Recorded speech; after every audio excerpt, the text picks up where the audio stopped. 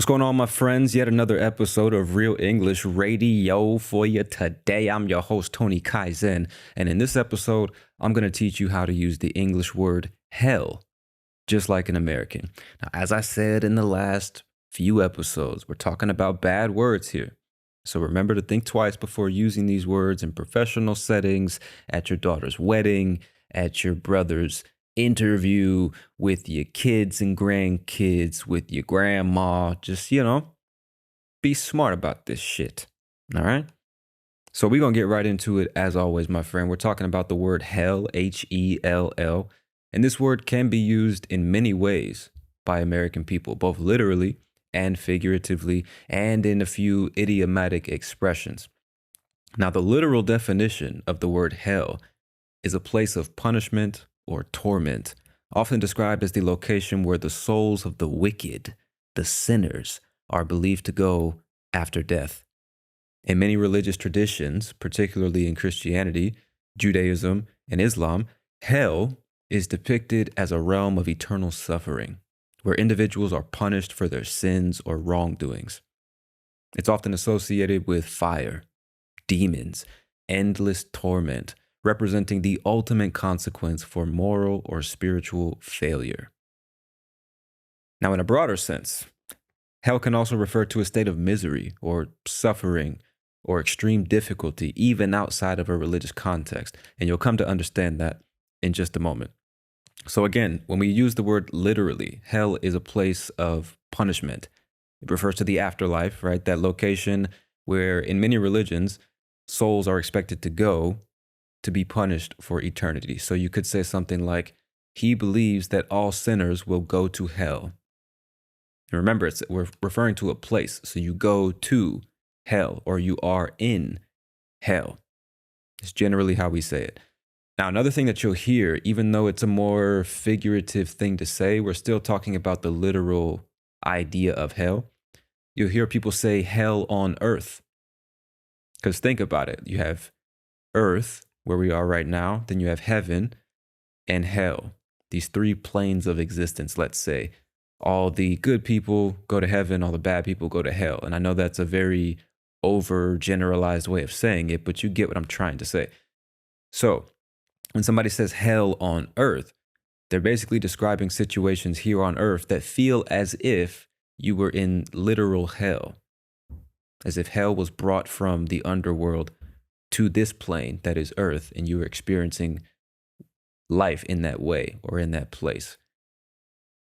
Am I making sense to you? I feel like I'm using too many words to get the point across, but hopefully it's clear. I'm not getting the feedback from you, so I'm just going to trust your ability to follow along. You know me by now, right? You know what I'm trying to say. So anyway, when we talk about hell on earth, when we use this expression, let's say, we can do it in the following ways. I'm going to give you some examples. You might hear somebody say something like, the war zone was like hell on earth. And the war zone is quite literally a zone or an area, a particular place where war is taking place.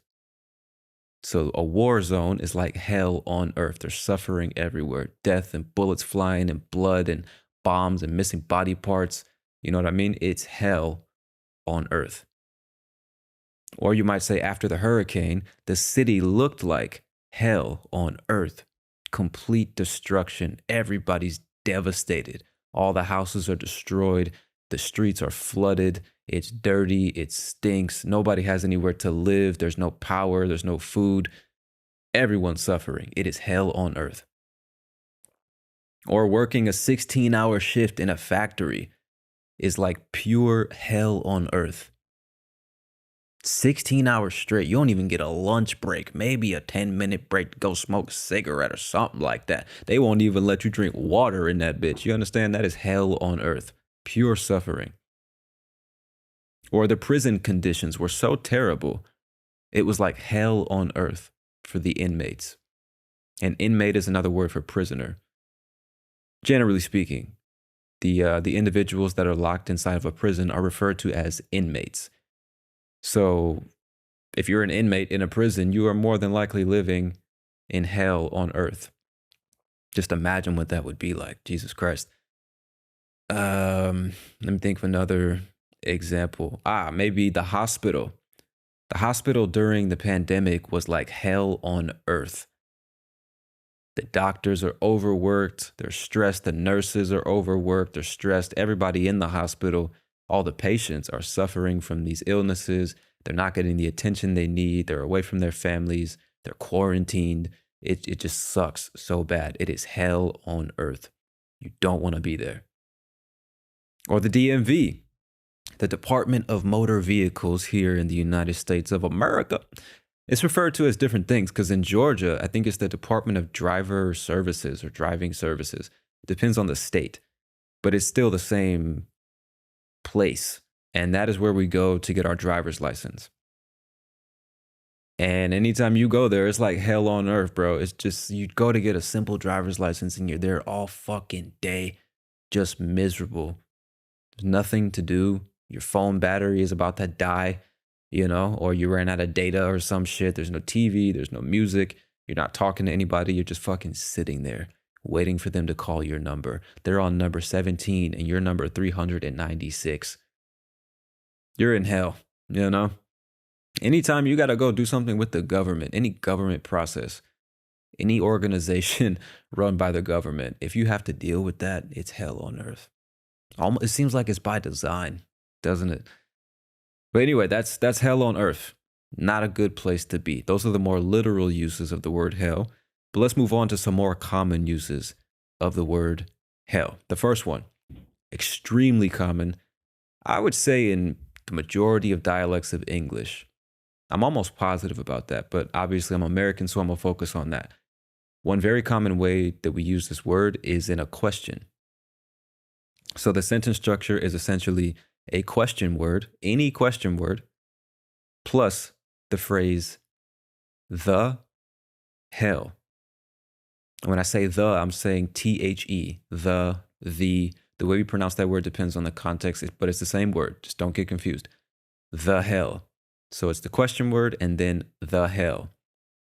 And then you can add on stuff after that, and you'll see that in just a second. So when we ask a question this way, we're trying to convey our feeling of surprise or confusion, maybe even disbelief, anger, frustration, impatience. It really just depends on what I'm saying or the context of the situation. And like I said, it's any question word.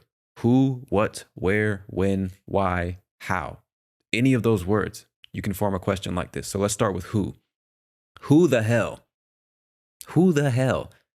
Now, I wouldn't say that by itself generally, so let me give you some real examples.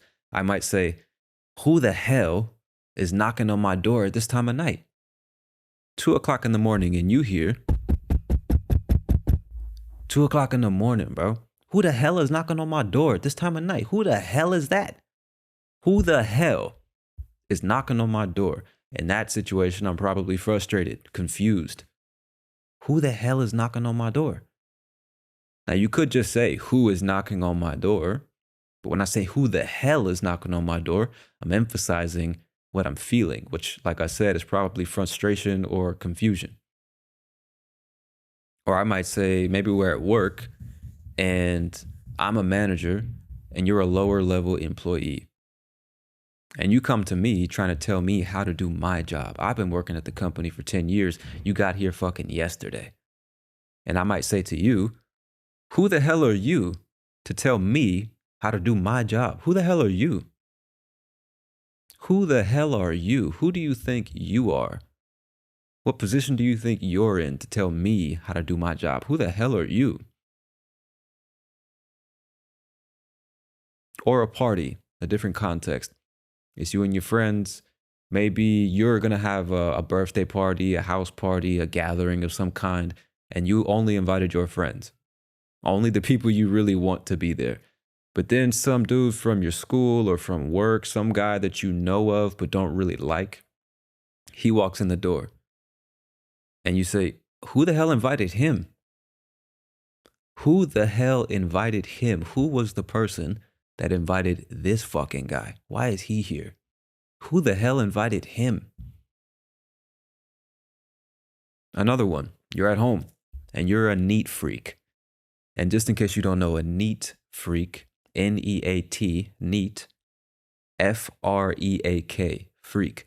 A neat freak is somebody who just has to live in a clean, orderly environment.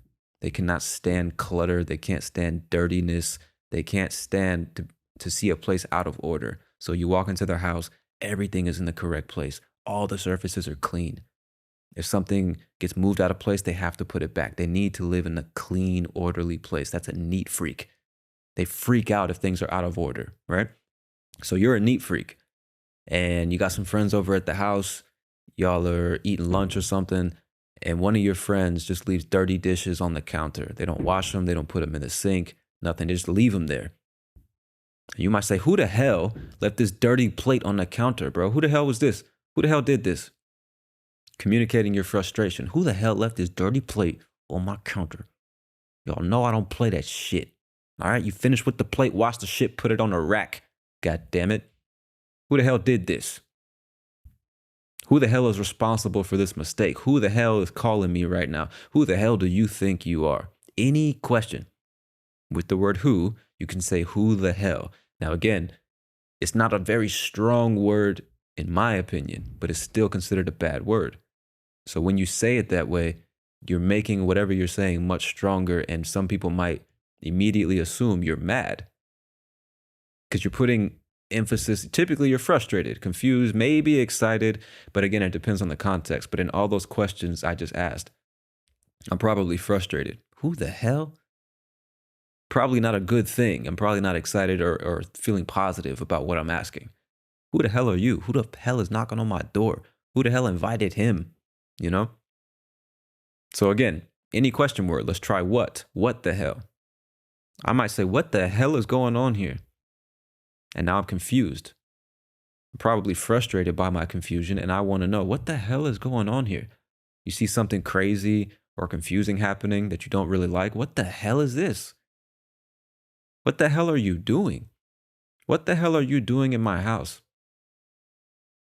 What the hell are you doing? Or what the hell happened to my car? What the hell is that noise, right?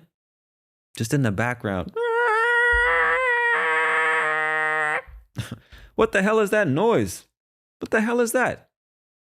What the hell is that? Question word plus the hell, and then whatever it is you're asking about. What the hell is that? What the hell is this? Who the hell are they, right? What the hell is she wearing? You know what I'm saying? Your best friend comes down the stairs wearing fucking, I don't know, a bright pink suit and some lime green shoes and some glasses from the 80s. No shirt. Like, what the hell are you wearing? Where the hell do you think you're going like that? I just gave you another one. Where the hell do you think you're going? But what the hell are you wearing? What the hell? And this one in particular, what the hell, can also be used as an expression when you see or hear something crazy or surprising. You don't have to add something after that. Like, I'm trying to think of a good example.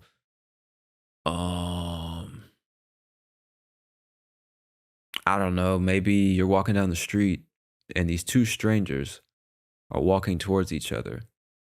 And one stranger, just for no apparent reason, just slaps the other stranger in the face. When you see that, you're like, what the hell? What the hell?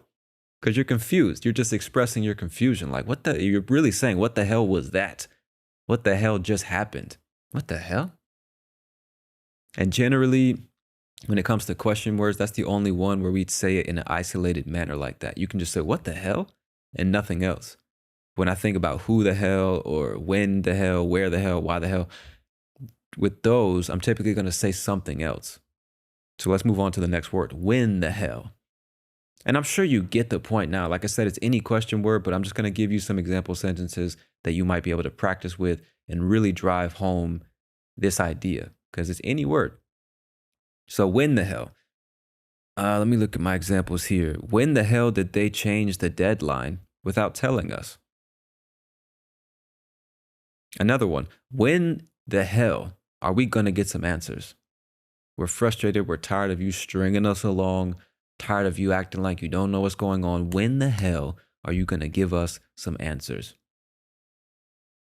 Or maybe your friend is very crafty. They like working with their hands, building and creating things. They invite you over to the house and you see that they built a 3-story, meaning 3 floors, a 3-story doghouse in their backyard. And you ask them, when the hell did you find the time to do this? This must have taken a month. When the hell did you do this? When the hell did you find the time to do this? You see what I'm saying? That's when the hell. What about where the hell? Same exact thing. Where the hell did I leave my keys? Or the party example. You invited all your friends over. You told them be here at 10 o'clock. It's now 1 o'clock in the morning. You're like, where the hell is everybody? Where the hell is everybody? They should have been here by now. I can understand fashionably late. But dog, it's been 3 hours and nobody's here. Where the hell is everybody? And fashionably late, when we say that in English, what we mean is, you know how, I guess it depends on your culture. That's definitely a cultural thing. Because some people, when you tell them 10 o'clock p.m., they show up at 10 o'clock p.m. They show up on time. Whether it's a meeting, a party, a date, whatever, they show up on time. But fashionably late describes the idea that it's cool to show up a little later than you're expected to show up. Like at a party, if somebody says the party starts at 10 p.m., if you show up at 10 p.m., they're like, why are you here on time? Like, we're still getting things ready. It's not fashionable. It's not cool. It's not socially acceptable to show up on time. You're expected to show up a little bit later. You're expected to show up a little bit later than everybody else because that makes you look cooler. The party has already started. The energy is already good. You're not showing up first when nobody else is there, just making awkward small talk with the host of the party. Like, so, can I help you put the cups on the table? How's your family? You know what I mean? It's just awkward for some people. So it's more fashionable to show up late. That's what they mean when they say fashionably late. The party starts at 10, you get there at 11:30. Because theoretically, some other people have already showed up. You're not the first one. Okay, cool. I can just slide in and find my little spot in the party. I'm not the first one because that's uncool for some people. But again, it's a cultural thing. So anyway, when the hell, no, we're on where, aren't we? Where the hell is everyone? Where the hell is that noise coming from? Where the hell are we supposed to park? Where the hell have you been? That's a very common one. Where the hell have you been? You know, maybe your wife is about to give birth and you weren't there to take her to the hospital.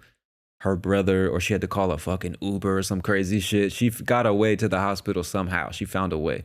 And then you show up in the middle of her labor, which is what we call it. I guess I should explain that. When a woman is giving birth, that period of time when she's going through the process of birthing the baby, we call that being in labor.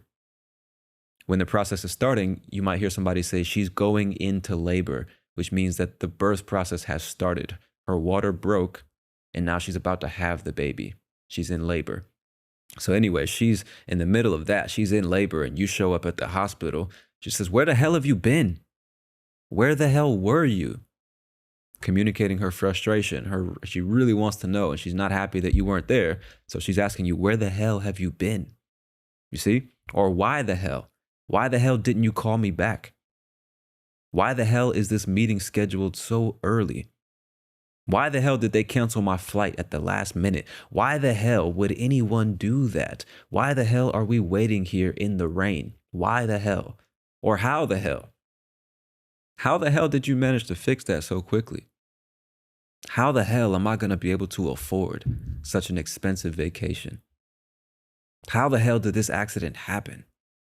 How the hell are we supposed to solve this problem? How the hell did you get that stain out of this shirt? I've been trying to remove this stain for weeks. How the hell did you do that?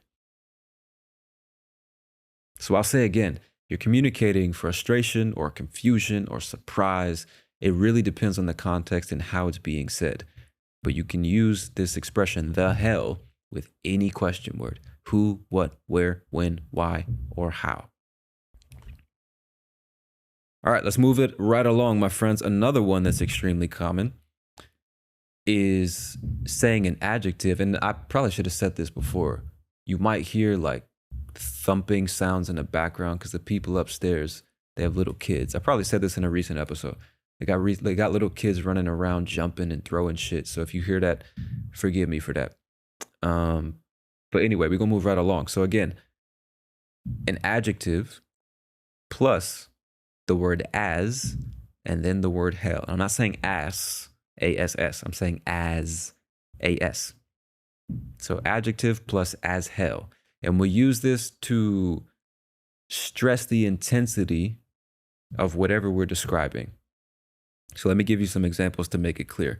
I might say, man, it's hot as hell today. It's hot as hell.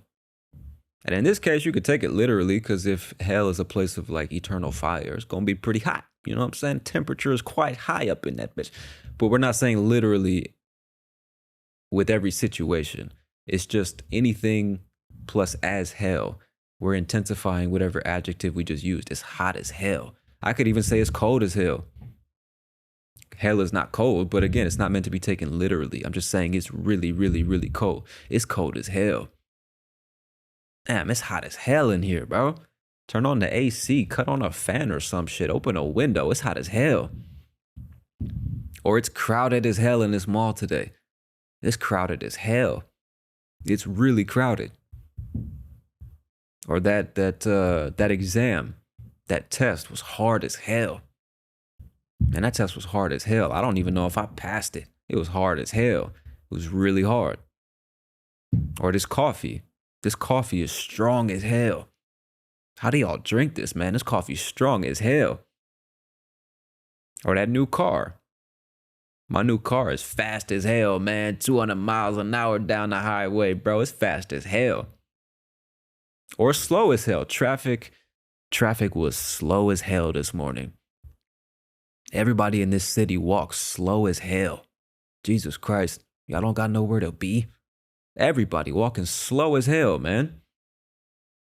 Or that song, that movie, that book is dumb as hell. It's dumb as hell. It's just really, really, really dumb. Now, you do have to be careful. Again, not only is it considered a bad word, but it's also, depending on the adjective you're using, depending on who or what you're talking about, it can come across as very rude or disrespectful. Like if I say, those people, or that song, that movie, dumb as hell, I'm saying like really, really dumb. So obviously, I mean, just to call something or somebody dumb is probably offensive to a lot of people, but to say dumb as hell, it's that much stronger. So you got to be careful. Just, use your social skills or develop some before you start using this expression. You know what I'm saying? It just depends on how you say it and what you're talking about. Because it's not always offensive. If I say that car is fast as hell, this coffee strong as hell, I don't know why somebody would be offended by that. But if I say, yo, that baby is ugly as hell, or some people might be like, Jesus, dude, like, damn, going way too hard. You know what I mean? That's way too mean. Jesus Christ. So it just depends on what you're talking about. I could say, it's that music is loud as hell. Turn it down, man. It's loud as hell. Every time you go into the club, it's always loud as hell in there. I can't even hear myself think. That's not offensive. That's not rude. I'm talking about this thing. If I say dumb as hell, ugly as hell, slow as hell, ignorant as hell, whatever, something like that. If you're talking about people, it can be offensive. But that's as hell. Remember, it's an adjective plus as hell. This thing is blank as hell. And I'm just saying it's really blank. Hot as hell, cold as hell, dumb as hell, slow as hell. Anything, any adjective. All right, let's move on to the next one. This expression, you'll hear from time to time. And we say there's no way or there's no chance in hell. There's no way in hell. There's no chance in hell. What we're saying is it's impossible. That's really all we're saying. So I could say, there's no chance in hell we're going to finish this by tomorrow. There's no way We're going to finish this by tomorrow. When I say there's no way in hell, I'm saying this is absolutely impossible. It's not going to happen. And I'm just emphasizing that. I'm not changing the meaning whatsoever. I'm just emphasizing what I'm saying. There's no way in hell I'm going to agree to those terms. Negotiating some kind of contract or business deal. There's no way in hell I'm agreeing to that. Absolutely no way that's happening. There's no chance in hell we're going to finish this by tomorrow. There's no way in hell you can get her phone number, bro. Go ahead and try. No chance in hell you're going to get her phone number, bro. Go for it. I want to see you try. It's impossible. There's no way in hell she's going to tell us what happened last night. There's no chance in hell he can afford that car. This man is broke. He ain't got no money. Ain't no way in hell he can afford that car. You see what I'm saying? There's no way in hell. There's no chance in hell. It is impossible. Jesus. It's impossible. There's no chance in hell. All right, next one. Go to hell. Now, you won't hear this all the time, but it's still a commonly said thing. And there's definitely other ways to say this that are much stronger, but we're going to focus on the word hell. When you tell somebody, go to hell, you're basically telling them in a very harsh way, very angry way, leave you alone, or stop talking to me, or I completely reject whatever you're saying or doing. Go to hell. Go to hell. You can go to hell for all I care. You can go to hell. You know? Much stronger thing to say, even though we haven't done this episode yet, would be go fuck yourself. You're expressing the same sentiment, just in a much stronger way. You tell somebody go to hell. Think about it literally. You can go to that place of eternal suffering. I don't care about you. Fuck you. Go to hell. That's a much lighter way of saying fuck you. Go fuck yourself. You can just say go to hell. And again, it's not the strongest thing, which is why it's not so natural for me to say it. Because I speak a relatively strong way, but it just depends on the situation. You know, now you have another way of expressing the same sentiment. Go to hell. If you think I'm going to help you after what you did to me, you can go to hell. You know what I'm saying? Your boyfriend cheated on you or something like that. If you think I'm going to help you after you cheated on me, you can go to hell. Go to hell. You see some more examples here. You insulted me in front of everyone. You can go to hell. I'm not helping you, not talking to you. Fuck you. I see, and naturally I keep saying fuck you because that's what I would actually say. I wouldn't say go to hell, even though it's a natural thing to say. It's just not as strong. That's what I'm trying to convey here. I'm done with your lies and excuses. Just go to hell. You can go to hell. After all the trouble you caused, you can go to hell. Do I have any more examples here? If you don't like the way I'm handling things, you can go to hell. And this one I put on the list because you will hear it from time to time. It's a natural thing to say. It's just so weak in comparison to other things you could say. Like if you're going to curse somebody, there's much better ways to do it. That's what I'm trying to convey here. It's what I want you to understand. So you can say that and you'll definitely hear it from time to time. But it's just not as strong as other things that we say. So you do what you want with that. But let's move on to the next one. Going through hell. Going through hell. It just means experiencing great suffering or difficulty. Imagine walking through the actual place that is hell. But think about it in a more figurative way. Like when you go through a really bad divorce. These two people, they're done with each other. They hate each other. They even have kids together, 3 kids that are still in like middle school. All the kids are 10, 12, and 14 years old. They're young. And now the parents decide, I can't stand this motherfucker. I need to get away from this person. I'm done. They don't just want to get divorced. They hate each other. They want to see each other suffer. So imagine going through a divorce and the kids are involved and you're fighting over who gets to keep the kids, who stays in the house and who has to leave and what do we do with the money and just, it's a nightmare. It's got to be a nightmare. So you might say she went through hell during her divorce. The process of getting divorced from her husband was like hell on earth. She went through hell. It was extremely difficult. She suffered a lot emotionally. She went through hell. And I should also point out, now that I hear myself saying this, the expression is to go through hell or to be going through hell. So you still need to conjugate the verb. So if I say, I am going through hell in the present, I would say, I was going through hell in the past. I went through hell in the past.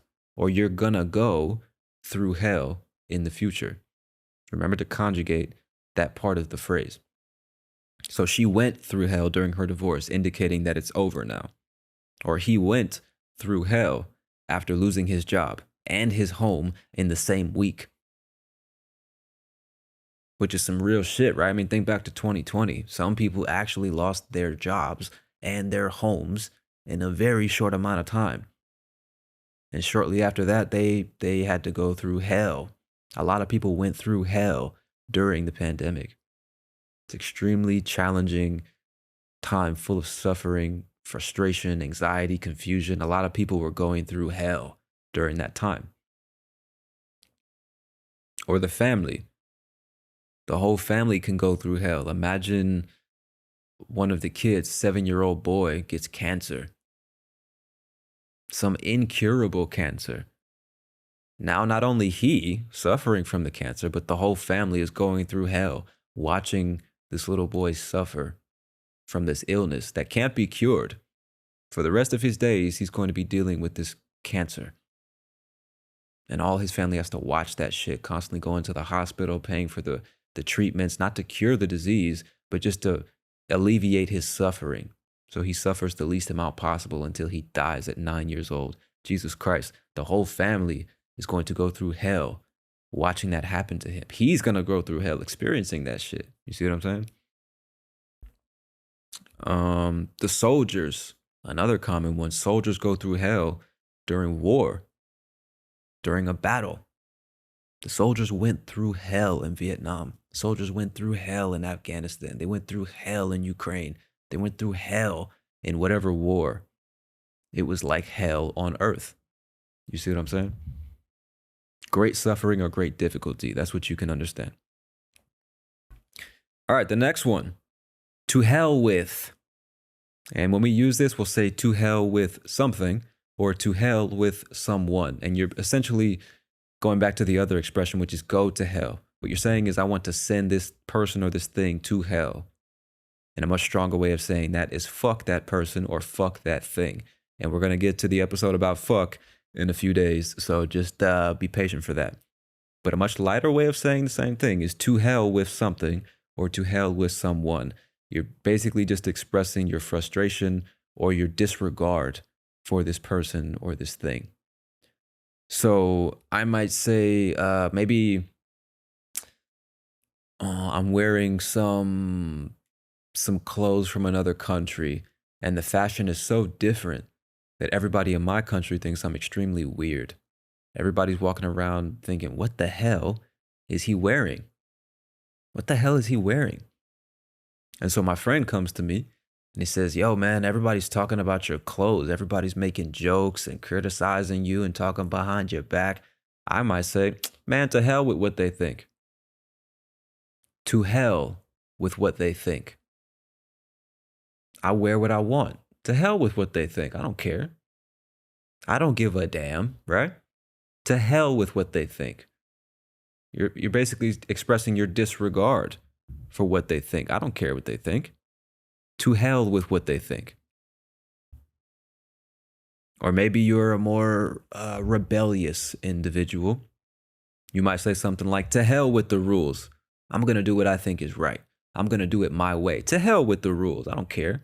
I don't care about the rules. To hell with the rules. To hell with the consequences. I make my own decisions. To hell with my critics. I do what I want. Do it my own way. I'm going to pursue my passions or my dreams regardless. To hell with the critics. You see? Same thing as saying fuck the critics. It's just not as strong. But it's the same idea. It's the same sentiment. To hell with the old methods. Let's try something new. To hell with the traditional learning methods, sitting in a classroom with 30 other kids, repeating after the teacher. That's not how you learn. To hell with those methods. Go talk to some real people, man. That's how you learn English. To hell with the old ways. Let's try something new. All right, next one. Get the hell out. Get the hell out. Now, I'm sorry. I probably just exploded your eardrums there. I'm sorry. Get the hell out. Typically, you're going to yell that at somebody or say it in a very aggressive tone. Get the hell out of here. Get the hell out, motherfucker. Something like that. And you're just telling somebody to leave quickly. Vacate the premises. That's what you're saying. Get out of here before you get caught.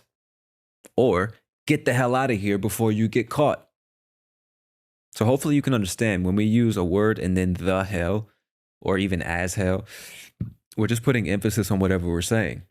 Get out of here, get the hell out of here. Get out of my way, get the hell out of my way.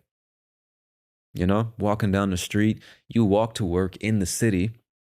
This is really common in Thailand, bro. Like even in a major city like Bangkok, where you would expect things to be very fast paced, hustle and bustle of the mega city, 10 million people. Even in the center of the city, well, maybe not the center where I live, slightly outside of the center, tons of people. It's not like a calm, low-key place by any means. People just walk so fucking slowly down the street. It's just, I guess it's a cultural thing, man. We're going to enjoy life, take it easy. We're not in a rush to get anywhere. And so I'm thinking in my head, get the hell out of the way. You know what I'm saying? Get the hell out of my way. Got places to be. Got shit to do. I'm moving with purpose down this goddamn street. Get the hell out of the way. And remember, you're not going to say that. Well, let me rephrase this.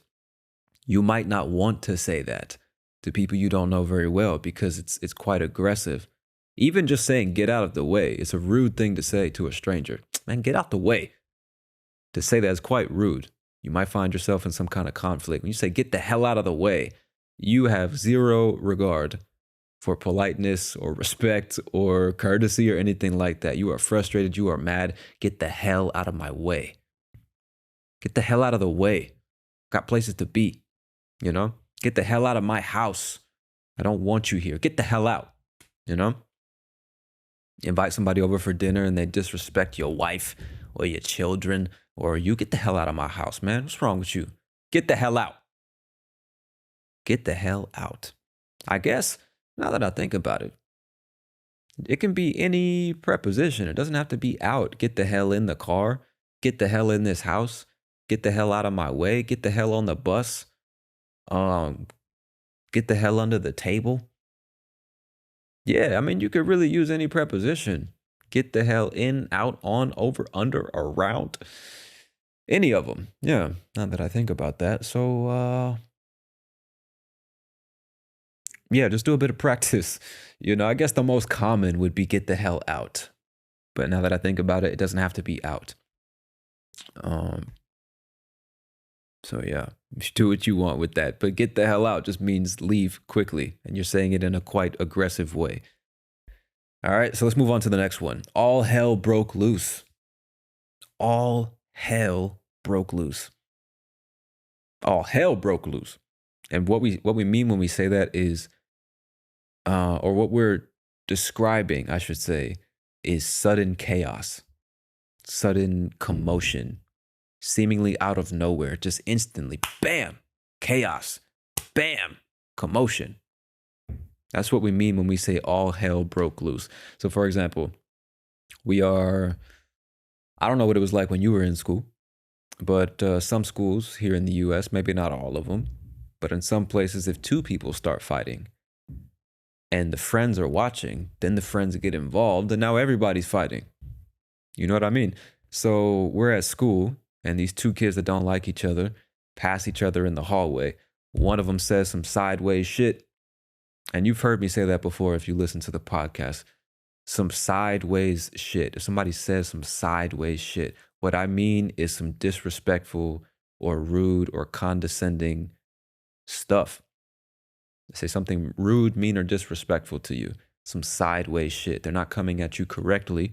They're coming at you sideways. The wrong way is what I mean. So one of them says some sideways shit to the other, and the other decides to introduce his fist to this guy's face.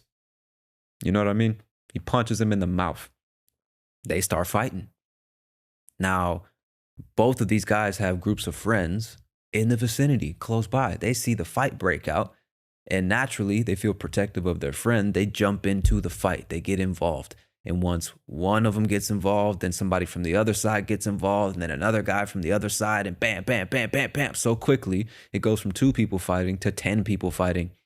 And then you see all the other kids in the hallway watching the fight, screaming and yelling, beat his ass, get him, yeah, get him, go, go. You know, like kids do. All hell broke loose in that moment. It went from a simple, disrespectful remark to bam, a fucking brawl. So when you're describing that story, you're telling somebody what happened. You say, man, he said some sideways shit. The other dude punched him in the mouth and all hell broke loose. And what we will understand when you say that is instantly chaos ensued. It was crazy. And it was very sudden. Something happened and bam. It's like somebody opened the gates of hell and all the demons and spirits started flying out and it was chaos and crazy and noise and bah, bah, bah, rah, you know? All hell broke loose. I'm really hoping you get the idea. Or maybe you're in a movie theater watching a scary movie. It's you and your girl, fucking 60 other people in the theater, and some asshole, for no apparent reason, or maybe not for no reason, doesn't really matter actually, but you're in the movie theater, somebody pulls the fire alarm. And then, of course, the alarm goes off and you see in the theater a fire, a big fire out of nowhere.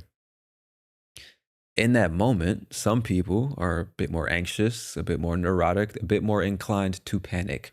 So they scream, fire! And the alarm's going off and immediately some people panic. And when a few people panic, a lot of other people start panicking. And then everybody jumps up and is running, trying to rush out the one exit. And it's just chaos. There's a fire behind you, 60 people in front of you, and the only thing you can think about is getting to safety. Just like everybody else, they're thinking the same shit. Not thinking about safety or filing into a single line or exiting the room one by one. No, we all have to get out at the same time because there's a giant fire behind us and the alarm's going off and it's chaos. In that moment, all hell broke loose.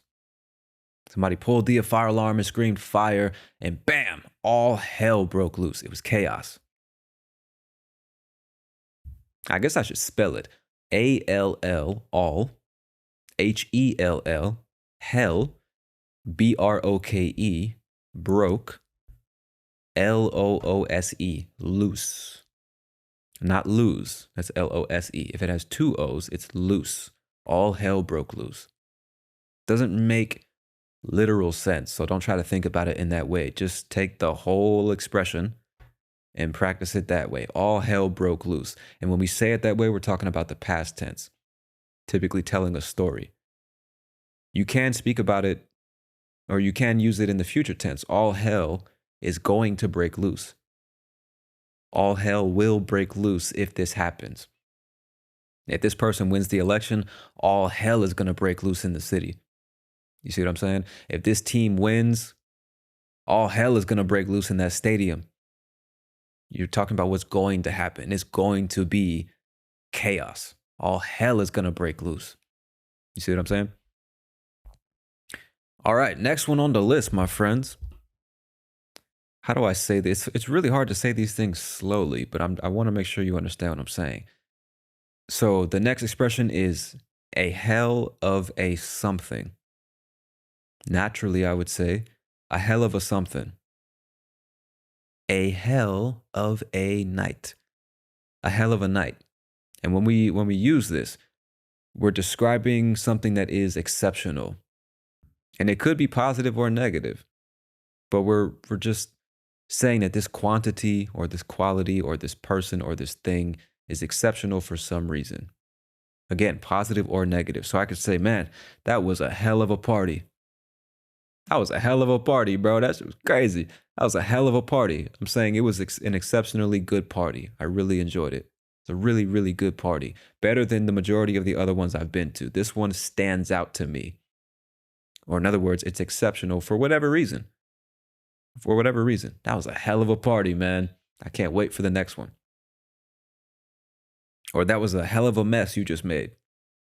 I'm saying that was an exceptional mess you just made, either literally or figuratively. Like you made a mess in the kitchen or you made a figurative mess of a situation.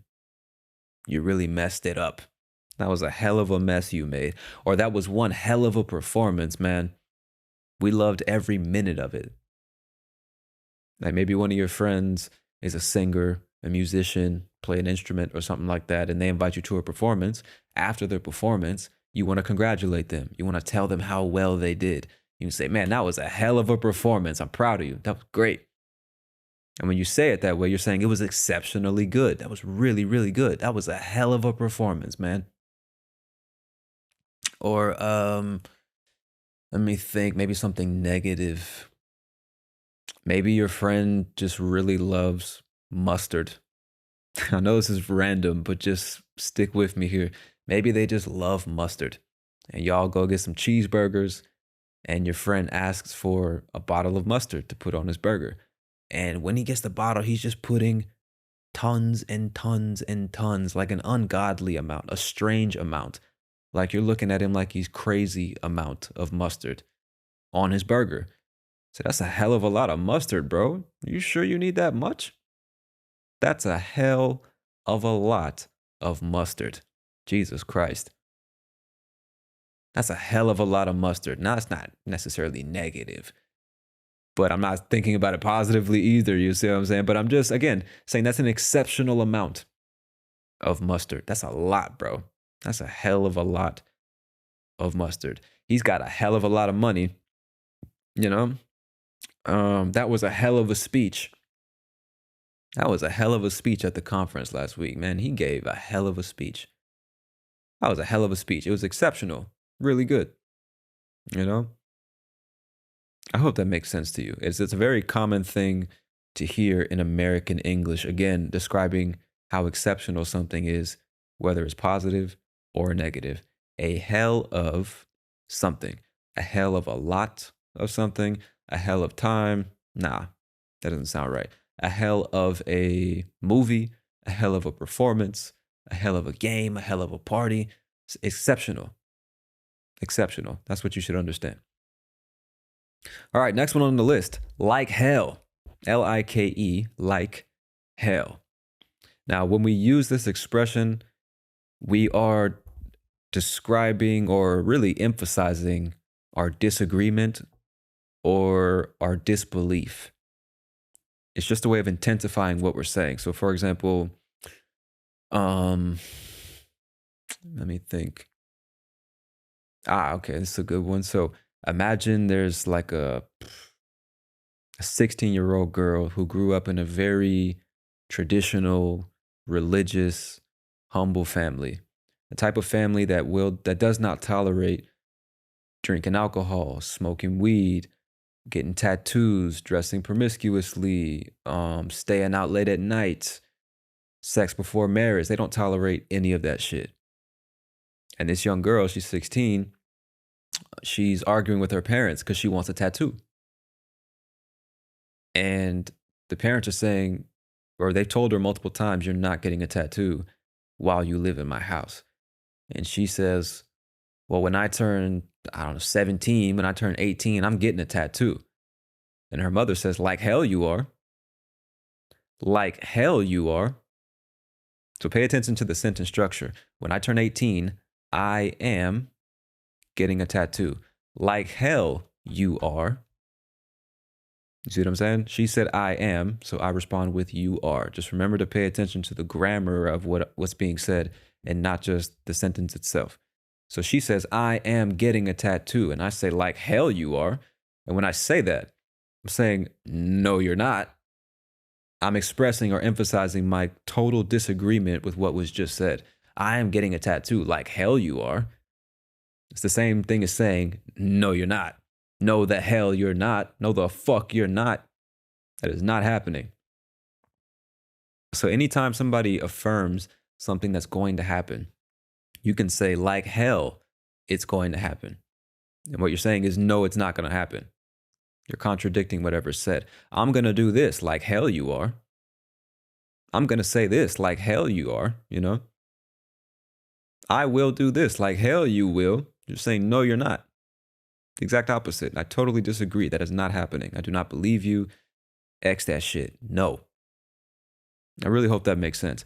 Now, another way that we can use like hell is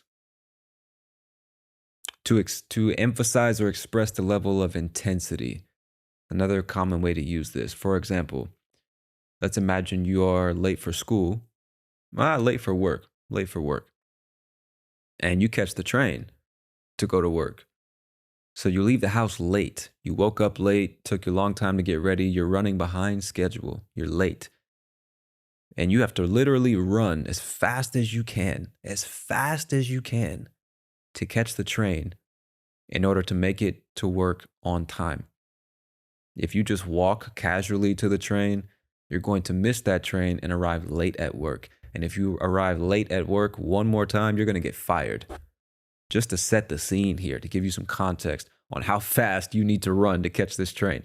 You run as fast as you can, you catch the train, blah, blah, blah. You get to work and you're talking to your coworker, telling them this story. And you say, man, I ran like hell to catch the train on time. I ran like hell. And when you say it that way, you're describing how intensely you ran, trying to get them to understand you were running as fast as you possibly could to catch that train on time. You ran like hell to catch the train. They fought like hell to win the game. You know, it's Corinthians y Palmeiras, it's River Plate and Boca, it's fucking Real and Barca, it's United and Liverpool. Pick a rivalry. The players are going to fight like hell to win that game. Out of pride, out of, whatever.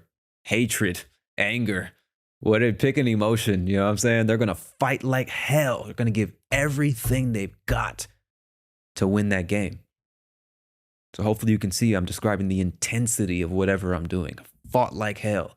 I ran like hell to achieve my goal. So those are two ways we can use like hell. One is saying, I totally disagree, or I do not believe you. That is not going to happen. Or the other one is describing how intensely something was done. I should have said this in the beginning, as I always say. If you got any questions or doubts, leave them in the comments or shoot your boy an email.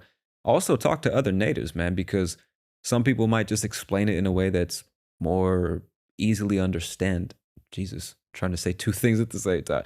That's easier to understand than the way I would explain it, or just hearing various explanations might really help you internalize what these things mean and how they're said. I also recommend using tools like ChatGPT or Claude or Gemini to ask for example scenarios, example sentences, to start practicing your writing and getting your grammar corrected, more natural ways to say things. Like, it's very useful for that purpose. Processing any body of text is much easier, and it's a much more pleasurable experience when you use one of these AI tools. It's great for language learning. It's not perfect, but it's great. So anyway, let's move on to the next one. A very common expression in American English using the word hell. Hell yeah. Hell yeah. Hell, hell, Y-E-A-H. Now you will hear this, Jesus Christ. You will see this spelled or written in multiple ways. The word yeah. Some people write Y-E-A. Some people write Y-E-A-H. Some people in a much more informal situation will write Y-A-H, which is like yeah. Sometimes we don't say yeah, we say yeah. Some people write Y-U-H. Let me think. Y, or just Y-A. So, I mean, it's all the same word, though. Technically, it's Y-E-A-H. Hell yeah. And this is just a very enthusiastic way of affirming or agreeing with whatever was just said. Are you coming to the party this weekend? Hell yeah, I'm coming, man. Hell yeah. Hell yeah. It's the same thing as saying yes or yeah, but when you put hell yeah, you're just emphasizing your enthusiasm, your excitement, You want to go to France next month? You want to go to Thailand? You want to go to Mozambique? You want to go to Ecuador next month? Hell yeah, I want to go, man. Let's go. Book the tickets. Hell yeah, I want to go. Hell yeah. And so I should point that out too, because you can say it by itself. Hell yeah. And it's the same thing as saying yes, just in a more enthusiastic way. Or you can say hell yeah and then add on to that with more information. So you want to go to Brazil next month? Hell yeah. Or you want to go to Brazil next month? Hell yeah, I want to go. I've always wanted to go to Brazil. So you can keep talking after that. You can say it by itself or to start off a sentence and then keep going. Am I making sense? So let me give you some more examples here. Let me think. Are you off? Are you excited for the game this weekend? Hell yeah, I'm excited. Hell yeah, man. Now, when you say it, now that I'm thinking, if you say it by itself, just hell yeah and nothing more, you can play around with the tone of the way you say it as well to kind of communicate even more how you feel. Like, hell yeah, man. Let me think. Somebody might ask you, do you like American girls? Hell yeah, I like American girls, bro. What you talking about? Hell yeah. So you can kind of stretch it out, like draw it out to really show that you really, really, really like American girls. You know what I'm saying? Do you like British girls? You like, I don't know, pick a fucking country. Arabian girls. Do you like Australian guys? Do you like French guys? Hell yeah. You know? Hell yeah. Do you like burgers? Do you like fish? Do you like whatever? Hell yeah, man. So you get what I'm trying to say. You can change the way you say it. You can put emphasis on either word. Hell yeah, I like that shit. I'm putting emphasis on the word yeah, or hell yeah, I like that shit. Now the emphasis is on the word hell. The same expression, same two words, but you know, you can just play around and it depends on how you're feeling. The feeling determines how you say it, but you're not changing the meaning whatsoever. That's hopefully clear to you based on my little demonstration there. So that's hell yeah, just enthusiastically agreeing or affirming whatever's going on. It's the same thing as yeah or yes, just intensified. You get the point. So let's move on to some more ways we use the word hell, because there are quite a lot, man. I was surprised when I was working on this episode. So let's keep it moving. The next one, hell if I know. Hell if I know. Man, hell if I know. When somebody says that, they're just saying, I don't know. I have no idea. Really, what they're saying is, I have no idea. I have no idea. I really don't know. I don't even have an idea of what the answer could be. Hell if I know. So, let me see. Look at some examples. You're at home. Nah, you wouldn't say that. I'm gonna give you the example, but you almost certainly wouldn't say this in this situation. I'll still give it to you though. Let's imagine you're at home. You're a teenager. You're 18 years old. You got two little brothers. And they're not at home right now. They left the house and they went somewhere. You don't know where they went. And your mom walks into the room and says, where's your brother? You can say, hell if I know. Now, in that case, you wouldn't speak like that to your mother, or I wouldn't, you know. I guess it depends on your family. Everybody's different, but I wouldn't say that in that situation. You could, and it would make sense, but yeah, what I'm saying is I have no idea. Where's your little brother? Hell if I know. And really, when you say that, hell if I know, it's like you're not, it's a very, very informal, casual thing to say. It can be a bit dismissive because you might be conveying the idea of like, why are you asking me? I don't have any idea. Why are you asking me? Hell if I know. It very often can come across like that. So it's not exactly the same as saying, I have no idea, because that is fine. If you just say that, where's your little brother? I have no idea. Totally fine. When you say, where's your little brother? Hell if I know. It can be like, again, why the hell are you asking me? I don't know. I have no idea. Just depends on how you say it. So let me give you some more examples. What time does the meeting start? Hell if I know.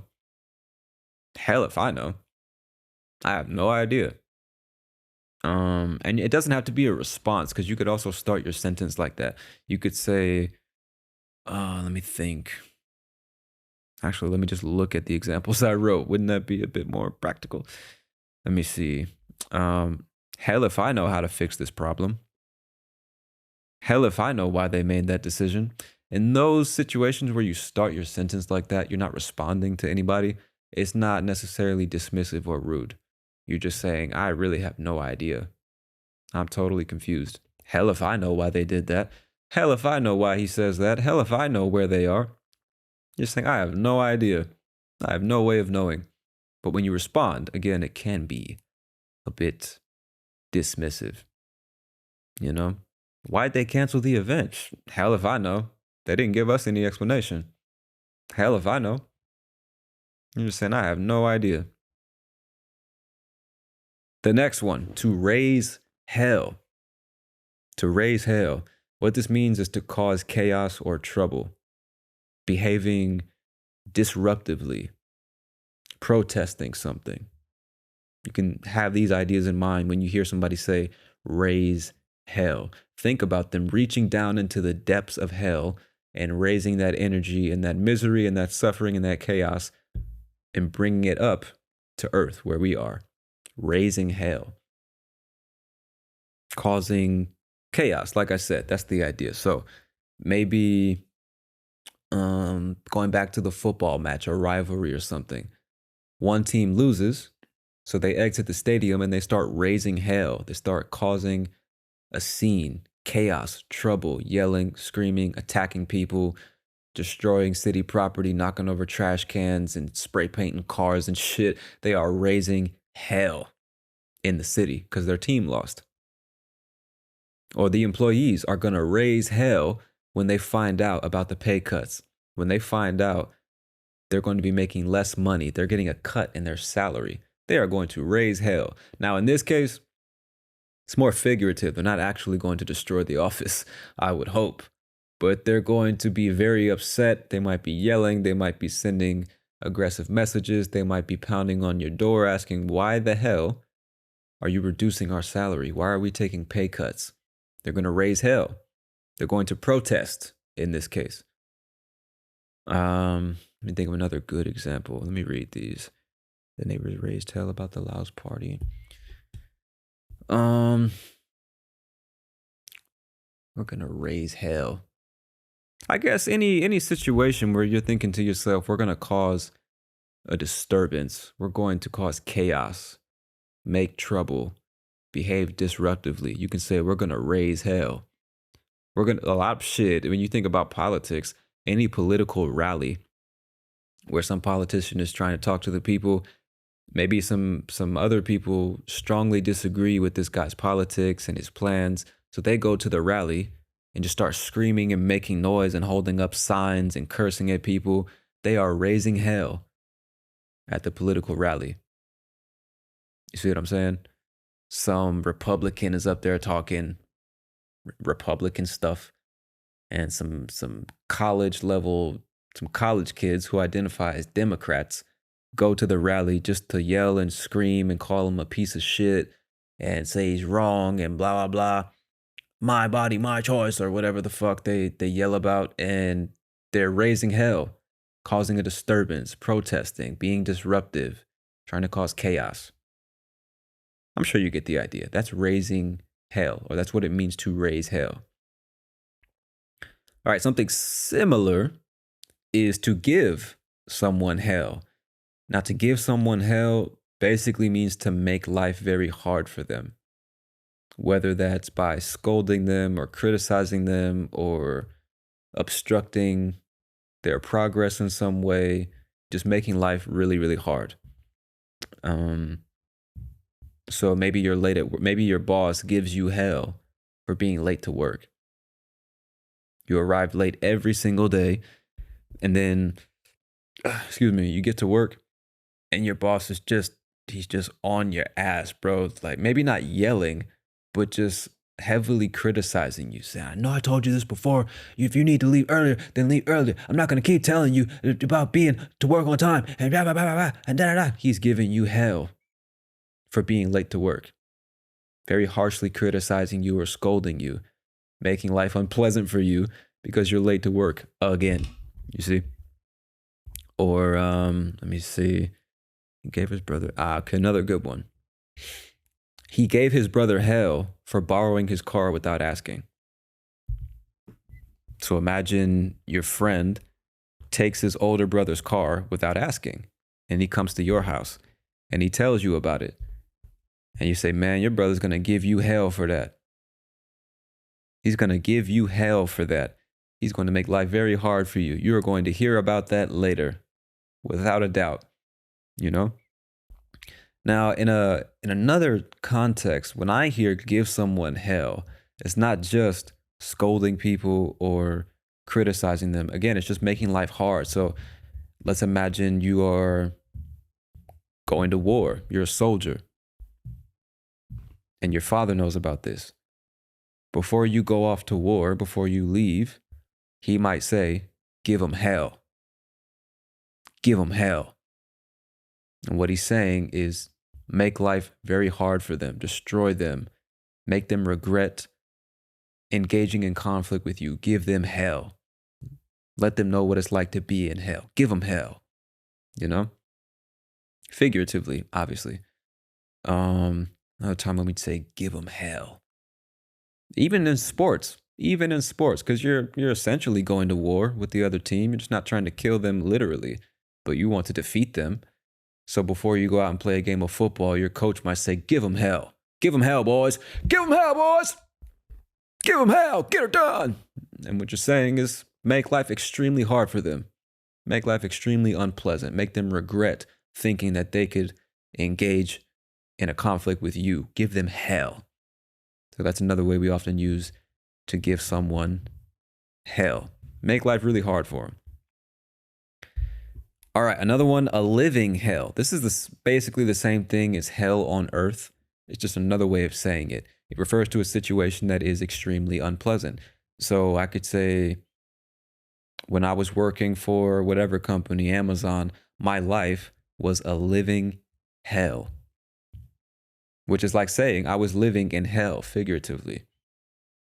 Or, let me think. After the breakup, living in the same house was a living hell. Yeah, this is another good one. Imagine you and your wife get divorced, but you're still living in the same house for a particular period of time until one of you finds a new place to live or whatever reason. You can say after the divorce, living in the same house.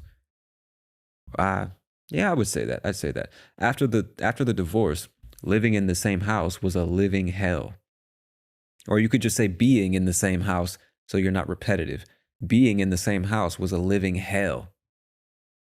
Living with her was like living in hell. It was so unpleasant, so awkward, so frustrating, so cold, whatever. It was not good. It was not enjoyable. It was a living hell. It's really bad. Or maybe in school, oftentimes a bully will make life a living hell for another kid. When I was getting bullied at school, it was a living hell. It was an extremely unpleasant situation. It was hell on earth. Again, same idea, just another way of saying it. So let's move on to the next one. Hell bent. HELL-BENT. Hell bent. If somebody is hell bent on doing something, it means that they are determined to do something by any means, even if they have to do it in a reckless way. They're going to get it done. They are hell bent on doing that thing. There's nothing that is going to stop them from doing that thing. He was hell bent on finishing the project by himself. He was so determined to finish the project by himself, he was not going to let anyone, under any circumstances, help him finish that project. He was hell bent on doing it himself. She was hell bent on proving everyone wrong and showing them that she could be successful. You know, very common story. the hero's story, right? The hero's journey. They come from humble conditions. Nobody believes in them. All the odds are stacked against them. When she tells everybody that she wants to be a singer or a scientist or an entrepreneur, or she wants to be successful doing something that most people from her neighborhood or country or family have never done and could never dream of doing. She's got big dreams. And as she's telling everybody what her dreams are, everybody's saying, man, that's never going to work. You'll never do that shit. You'll end up right back here like the rest of us. You're a loser. Who the hell do you think you are? You ain't nobody. And so all of that criticism, all that negativity, all that envy and jealousy and, that crab in a bucket syndrome, all that shit, it actually fuels her. It gives her even more motivation, more determination to do this thing. So she becomes hell bent on proving everyone wrong. There's no way she's not going to prove everyone wrong. There's no way she's not going to achieve her goal because she is hell bent on achieving her goal. She is going to prove everybody wrong, no matter what she has to do. You see what I'm saying? She's hell bent on getting it done. Let me see some other examples here. This is a good one. He was hell bent on getting revenge for the betrayal. So this guy, imagine he gets married to his high school sweetheart. And in English, or at least in America, when we say high school sweetheart, we're talking about the person that you fell in love with in high school. You guys started dating and you stayed together until you got married. You didn't date or mess around with anybody else. You got together in high school and you stayed together for the rest of your lives, or at least until the current moment. That's your high school sweetheart. So this guy gets married to his high school sweetheart. They've been together for 25 years. And out of nowhere, this guy discovers that his best friend had sex with his wife. His wife cheated on him with his best friend. Now, this guy is not the type of guy to just let things go. He is not the type of guy to say, you know what? It's all good. Your souls have been corrupted. That says everything about your character. I'm just going to move on with my life and live in peace. He is not one of these guys. He wants revenge. He wants them to pay for what they did. He starts to obsess over getting revenge on these two people, his best friend and his high school girlfriend, now his wife, both betrayed his trust. They had sex in the bed that he paid for. You understand what I'm saying? He starts to obsess over these things, all the time and the money and the energy and the emotion that he put into the relationship, all the trust he had for his best friend. He's known him since he was a kid, his high school sweetheart. You understand? They know everything about him. And they betrayed him. And now that he's obsessed on getting revenge, he is hell bent on getting revenge. There is nothing in this world that is going to stop him from getting revenge. He's hell bent. I'm sure you get the point. Just trying to give you as many examples as possible so you can hear how we structure the sentences, maybe some common context in which we use this expression. To be hell bent on doing something. Hell bent on running, hell bent on finishing, hell bent on getting, hell bent on climbing, hell bent on whatever. So there you go. All right, next one. This one, is similar to some other stuff I've already taught you. So I probably shouldn't have put this in here, but it is something that you'll hear from time to time. To beat the hell out of someone. You can also say beat the hell is the most common. It just means to physically or metaphorically defeat or dominate someone in a competition or a fight. So if somebody says, I'm going to beat the hell out of you, means they're going to beat you very badly, almost always physically. But it could be in a competition of some sort, And yeah, it could be, because it doesn't have to be a physical fight. To beat the hell out of someone is typically physical. But I could say something like, my new phone beats the hell out of my old one. And what I'm saying is, it's so much better If you put them in a competition with each other, this one would easily win. It beats the hell out of the other one. You see what I'm saying? It beats it in a competition, is what we're saying. So, like I said, I believe I taught you something similar already, not just in this episode, but maybe the episode about shit. I can't remember. I just feel like I've taught you this already. Definitely in this episode. Beat the hell, or something the hell, what the hell, who the hell. We're just putting emphasis on what we're saying. So let's move on. Actually, I just realized I got a bunch of examples here. So let me just do this real quick. I'll go through physical and metaphorical defeat. I could say the boxer beat the hell out of his opponent in the first round. He beat him very badly. Or they beat the hell out of the robbers before the police arrived. So imagine a home invasion. These families at home late at night, and these robbers, these burglars in this case, sneak into the house thinking they're going to steal the TV and the jewelry and the devices or whatever. And before the police can even get to the house, the family beats the hell out of the robbers as a form of punishment. They beat the hell out of those guys before the police even arrived. They beat them very badly.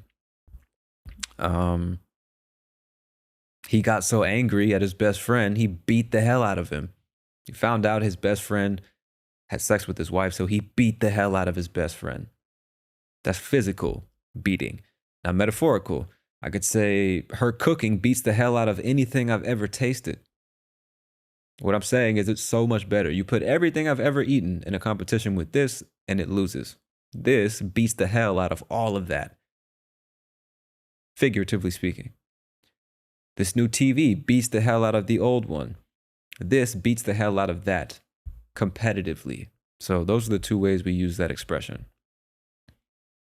All right, we got a few more, my friends. Let's move right along to the next one. To hell and back. To hell and back. When somebody says they went to hell and back, or they would go to hell and back, it means that, well, let me say this. To go to hell and back means to go through something extremely tough and challenging and make it out the other side, to survive that tough, challenging, unpleasant situation. To survive it is basically what we're saying. So let me give you some examples. I could say, I would go to hell and back for my children. What you're essentially conveying is that there's nothing you would not do for your children. I would go through the toughest, most challenging, horrible situations if it means that my children will get what they need. There's nothing I won't do for them. I will literally go to the depths of hell, shake hands with the devil, and then come back for my kids. I'll go through that horrible situation and then come back. So when we say to hell and back, we're describing the act of surviving that situation. I go on a journey and I come back home. Figuratively speaking, I survive that situation. You see what I'm saying? It's not going to destroy me or be the end of me. I'll go to hell and come back. Make the journey there and the journey back for my kids. You see what I'm saying? Or the company went through hell and back to recover from the pandemic, for example. Everything was going good. The pandemic hits and they're suffering. They think they're going to go bankrupt and lose the company, but they find a way to get through that situation and survive. So on the other side of that hell, they can say, we went through hell and back, or we went to hell and back during the pandemic or because of the pandemic. It's almost always used conditionally, like I would go to hell and back for you, or I went to hell and back during this time or because of this situation. You know what I mean? The soldiers went to hell and back during the war. That's a common one. And so you get the idea. I hope you get the idea of hell now. They went to hell and back during the war. The war was hell on earth. It was a living hell, and they made it back to their homes. They survived. They went to hell and came back and survived. That's the idea. All right, next one. Hell to pay. This one's not so common, but you'll hear it from time to time. When somebody says there will be hell to pay, what they're saying is that there are going to be some very negative, harsh consequences for those actions. So if somebody says, if you're late one more time, there's going to be hell to pay. What they're saying is if you're late one more time, something very bad is going to happen. It's going to be some very unpleasant consequences. It doesn't make literal sense. There will be hell to pay. It doesn't really make sense. But that's what it means when we say it. If I catch you sneaking out of this house again, there's going to be hell to pay. You're going to be in trouble. There's going to be some very unpleasant consequences. If she finds out you're lying, there will be hell to pay. It's almost always there will be or there is going to be. They're essentially the same thing. You just need to know the difference between will and going to, which is something we should save for another episode. I actually recommend you just search on YouTube. There's plenty of great lessons explaining the difference. But just know you can say either one. There will be hell to pay, or you can contract that. There'll be hell to pay, or there's going to be hell to pay. There's gonna be hell to pay. You know, when your parents see how bad you damaged their car, there's gonna be hell to pay. If the clients don't get their order by today, there will be hell to pay. Very negative, unpleasant consequences. That's what you should understand. All right, next one. When hell freezes over. This one's more sarcastic, more ironic, if I can say it that way. When somebody says, I'll do this thing when hell freezes over, they're basically saying I'm never going to do this thing. Because again, hell, literal hell, is this place of eternal fire, suffering, misery. It's hot. It's on fire. It's where the devil lives. So when they say, I'll do this when hell freezes over, what they're saying is, I will do this when the fiery depths of hell become frozen like Antarctica. And that is never going to happen. It's a place of eternal fire. How can it freeze? You see what I'm saying? So I'll do that when hell freezes over. I'll apologize when hell freezes over. I'll agree to that when hell freezes over. She'll forgive him when hell freezes over. They're going to fix this issue when hell freezes over. It's never going to happen. And again, you're not going to hear this very often, man. You may never hear this. It's a more sarcastic thing to say. I think it was much more common in the past than it is today. I can't remember the last time I heard somebody say something like this. You know what I mean? So just know, like, you can say it and it won't be weird. Everyone understands it, but it's like just not the most common thing to say. All right, moving on to the next one. Hell in a handbasket. Hell in a handbasket. We use this to describe something. Really, the complete phrase is going to hell in a handbasket, which doesn't make literal sense to me, but that's what we say. And when we say that, we're conveying the idea that something is very quickly moving toward disaster, very quickly deteriorating, very quickly collapsing, very quickly going into ruin. That's the idea. If something or someone is going to hell in a handbasket, it's headed for destruction very quickly. You know, the economy is going to hell in a handbasket. The economy is tanking, which is another thing you'll say. It's going very badly. It's going to a very bad place very quickly. It does not look good. The future is not bright. Everything is wrong. This government, this administration has our economy going to hell in a handbasket. And again, this is not the most common thing to say either these days, but it would not be weird if you said it. Everyone of an adult age, 21 or older, I have to imagine understands this. Certainly anybody 30 or older has heard this before, you know? You can say our marriage is going to hell in a handbasket. The company's finances are going to hell in a handbasket. The city's infrastructure going to hell in a handbasket, man. Just very quickly going to hell, very quickly going to a bad, bad place, to destruction, to disaster. It's very quickly deteriorating or falling apart. So the economy, the city's infrastructure, our relationship, our finances, anything or anyone can be going to hell in a handbasket. All right, my friends, last one on the list. Through hell and high water. Through hell and high water. What this, let me think about how to explain this. It means, it's basically saying no matter what happens, we are going to persevere. Through any difficulties, any obstacles, any setbacks, we will persevere. We're not going to give up. We're not going to quit. We're not going to crumble. We will get through this.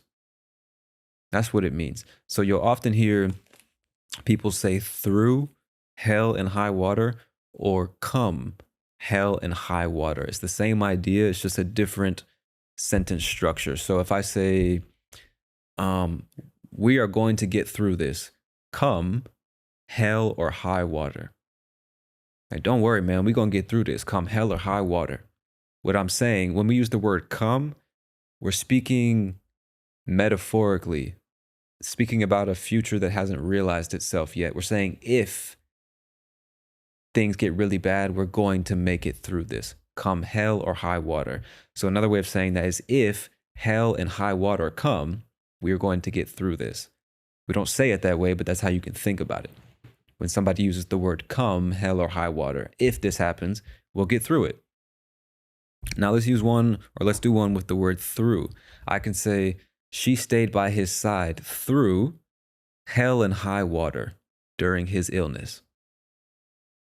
She stayed by his side through hell and high water, which means through all of the terrible, unpleasant situations, all the suffering, all the pain, no matter what it was, she stayed with him through all of that, through hell. She went through hell with this man. And I should have explained that when we say high water, to think about a flood. A flood, the water level is extremely high, abnormally high. Everything is going to be destroyed. So she went through hell and high water with this man, or even for this man, right? She just loves him so much that she went through all of this horrific shit just for him, out of love for him. She stayed by his side through hell and high water. Through the worst of the worst situation, she was by his side. And this is I'm not going to say a very common thing to say because you probably don't have reasons to say this every day, but it's still a very natural thing to say even now. It's not like an old phrase that nobody says anymore. Through hell and high water, come hell and high water, you know? He promised to support her through hell and high water. He promised to support her through hell and high water. No matter what challenges came their way, he was going to support her. Or he might say to her, I'm going to, again, the future, theoretically, I'm going to support you come hell or high water. I mean, and that, even if you're talking about the future, though, you could say through, I'm going to support you through hell and high water. But when we say come, we're saying if it happens, I'm still going to support you. I'm still going to persevere. I'm not going to quit. So it's, again, essentially the same thing. I hope I'm not confusing you here. Their friendship survived through hell and high water. They've been through some challenging shit. A lot of times their friendship was tested, but they stuck together. They didn't leave each other. They didn't give up on each other. They didn't turn their backs on each other. Through hell and high water, they stuck together. Their friendship survived, you know? Woo! All right, my friends. There you have it. A rough guide on the meaning of the word hell and the many ways we use that word in American English. I tried my best to speak slowly and clearly because when I'm explaining words, expressions, phrases, idioms, I want to make sure you hear and understand every word, but just know, or I shouldn't say it that way. Let me say it this way. If it sounded strange the whole time I was talking, it's because, I don't know, I probably said this on the podcast before, it's hard to speak slowly and clearly to make sure you understand every word because naturally I'm connecting my words all the time. You know what I mean? So forgive me if the recording was a bit strange. Maybe I'm just in my head and I feel like it was strange. But I wanted to make it as clear as possible to you while listening to the episode so you could take notes and stuff like that and really hear what I was saying. But like I always say, if you got any questions or doubts, anything that's confusing you, go ahead and shoot me a message or leave a comment. And when I get a chance, I'll get back to you and see if I can help you out. And as I said, start using stuff like ChatGPT or some AI tool, man. It's really good for learning and practicing written language. And even if you're trying to speak, it'll still give you the text, the information that you need to go practice speaking. So listen to the episode again. I put the timestamps in the description so you can jump back and forth between sections and take some of the stuff I'm teaching you and put it into ChatGPT and ask for more examples, or try to write a story or a paragraph or an essay using some of this stuff and ask for feedback to see if you're using it correctly, if you're using it in a natural way. And above all else, talk to real people, man. Practice this shit with real people. That is the easiest and most effective way to learn how to communicate naturally in any language. I've said it 100 times before. I'm going to say it 100 times more, my friend. You already know my philosophy. You know how I get down. So that's it for this episode, man. This has been another episode of Real English Radio. It's in the books. I'm your host, Tony Kaizen, and I'll talk to you soon. Peace.